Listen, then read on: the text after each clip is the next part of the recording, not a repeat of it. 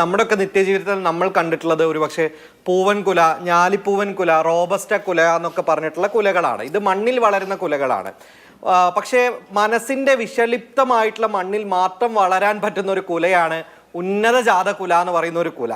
അപ്പം ഒരു കുലവും ഉന്നതമല്ല എന്നുള്ളത് വളരെ ബേസിക് ആയിട്ടുള്ള ഒരു കോൺസ്റ്റിറ്റ്യൂഷൻ മൊറാലിറ്റിയിൽ ഒരു വ്യക്തിക്ക് തോന്നേണ്ട ഒരു കാര്യമാണ്. ഈ പറയുന്ന ജാതി വ്യവസ്ഥയുടെ ഗ്രേഡഡ് ഇന്നിക്വാലിറ്റിയെ മനസ്സിൽ പേർന്ന സംഘപരിവാർ ആശയത്തിൽ ഊന്നിയിട്ടുള്ള ഒരു വ്യക്തിക്ക് മാത്രമേ വിഷലിപ്തമായിക്കൊണ്ട് ഈ നൂറ്റാണ്ടിലും വന്നുകൊണ്ട് ചില മനുഷ്യർ ഉന്നത കുലജാതരാണെന്ന് പറയാൻ വേണ്ടി സാധിക്കുകയുള്ളൂ.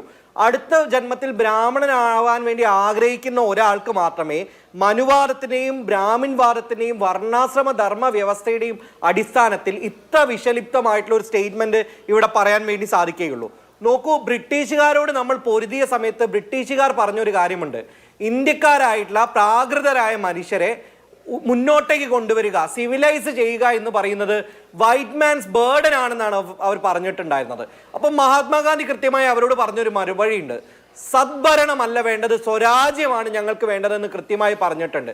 ഈ ബ്രിട്ടീഷുകാർ വന്ന് ഭരിച്ച് ഉപേക്ഷിച്ച വൈറ്റ് മാൻ ബേർഡൻ സിദ്ധാന്തത്തിൽ ഊന്നി തന്നെയാണ് ഒരു പക്ഷേ ഇന്ന് ബ്രാഹ്മണിക് ബേർഡൻ ആണ് ദളിതരെയും ആദിവാസികളെയും സിവിലൈസ് ചെയ്യിപ്പിക്കുക എന്ന രീതിയിൽ സുരേഷ് ഗോപി പറഞ്ഞിട്ടുള്ള ഡയലോഗ്. അപ്പം ബ്രിട്ടീഷുകാർ ഉപയോഗിച്ചിട്ടുള്ള അതേ വൃത്തികെട്ട സിദ്ധാന്തങ്ങളെയാണ് ഒരു പക്ഷേ ഇന്ന് സുരേഷ് ഗോപിയെ പോലുള്ള ഒരു കേന്ദ്രമന്ത്രി കൂട്ടുപിടിക്കുന്നത് എന്ന കാര്യത്തിൽ യാതൊരു സംശയവുമില്ല.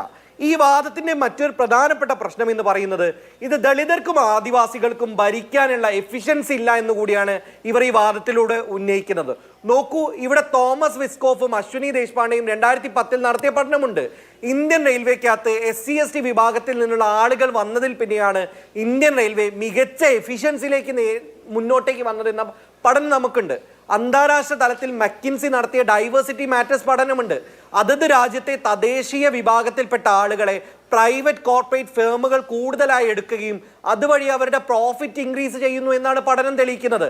അപ്പോൾ ദളിതരും ആദിവാസികളും ഭരിച്ചു കഴിഞ്ഞാൽ, അവരുടെ വകുപ്പുകൾ കൈകാര്യം ചെയ്തു കഴിഞ്ഞാൽ അത്തരം വകുപ്പുകൾ പിന്നോട്ടേക്കല്ല പോകുന്നത്, മറിച്ച് അത്തരം വകുപ്പുകൾ എഫിഷ്യൻസിയോടുകൂടി മുന്നോട്ടേക്കാണ് പോകുന്നത് എന്ന കാര്യത്തിൽ യാതൊരു സംശയവുമില്ല.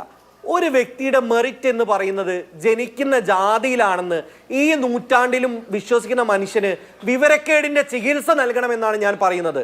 ഡോക്ടർ BR അംബേദ്കർ, സുരേഷ് ഗോപി ഇരിക്കുന്ന അതേ പാർലമെന്റിൽ അതേ മന്ത്രിസഭാ മന്ദിരത്തിനകത്ത് എക്സ്റ്റേണൽ അഫയേഴ്സ് എന്ന് പറയുന്ന ഒരു മിനിസ്ട്രി ഉണ്ട്.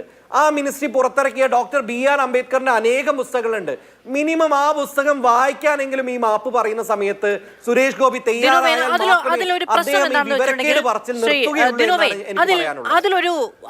അതിൽ നമുക്ക് ശ്രദ്ധ തിരിഞ്ഞു പോകുന്ന ഒരിടമുണ്ട്. അതായത് സുരേഷ് ഗോപി ഉന്നത കുലജാതരാകണം ഈ വിഭാഗങ്ങളെ നയിക്കേണ്ടത് എന്ന് പറയുന്നിടത്ത് തന്നെ അങ്ങനെയുള്ളവർ മറ്റ് വകുപ്പുകൾ കൈകാര്യം ചെയ്യണമെന്ന് കൂടി പറയുന്നുണ്ട്.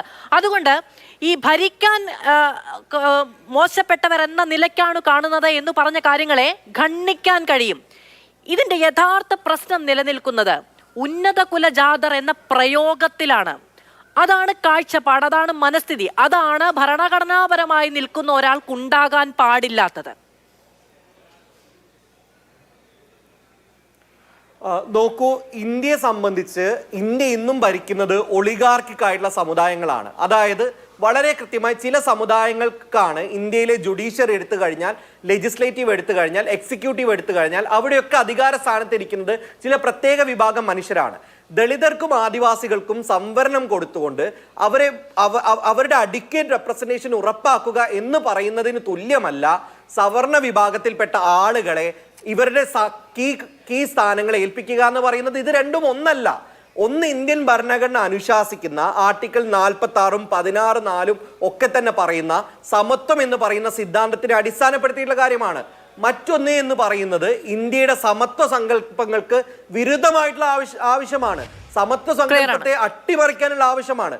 ഒരുപക്ഷെ സുരേഷ് ഗോപി ആ രണ്ടാമത് പറഞ്ഞ കാര്യത്തിൽ എന്തെങ്കിലും കാര്യമുണ്ടെങ്കിൽ സുരേഷ് ഗോപി പറയട്ടെ, എഴുതട്ടെ. കേരളത്തിലെ മുന്നോക്ക സമുദായ കോർപ്പറേഷൻ ഭരിക്കുന്നത് പട്ടികജാതി വിഭാഗത്തിലെ പട്ടികവർഗ വിഭാഗത്തിലെ ഒരു സ്ത്രീയാണെന്ന് ഇവർ പറയട്ടെ. NSSന്റെ തലപ്പത്തിലേക്ക് വരട്ടെ എന്ന് സുരേഷ് ഗോപി ആർജവം ഉണ്ടെങ്കിൽ പറയട്ടെ. അപ്പൊ ഇത് രണ്ടും ഈക്വൽ ആണ് എന്ന് പറയുന്നത് ജാതീയതയെ നോർമലൈസ് ചെയ്യാനുള്ള അടവ് നയമാണ് എന്നാണ് കൃത്യമായി പറയാനുള്ളത്.